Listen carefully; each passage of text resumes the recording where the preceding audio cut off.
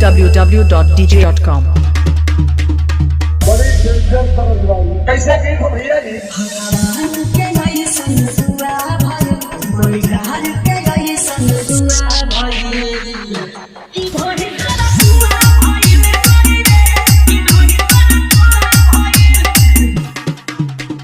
बड़ा खतरनाक तरंग बजावत हो।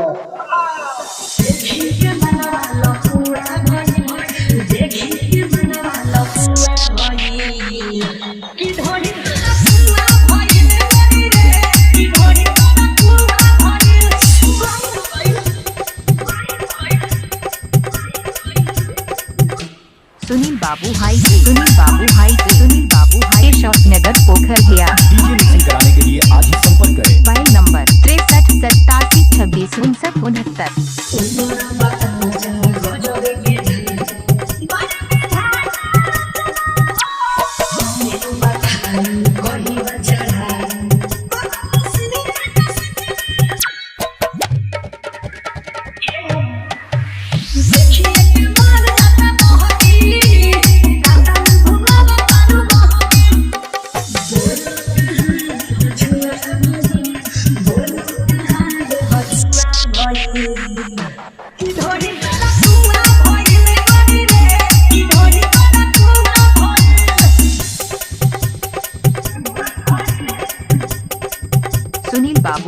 सुनील बाबू हाई शॉट नगर पोखर गया। डीजे मिक्सिंग कराने के लिए आज ही संपर्क करें। Mobile number 63 87 26 69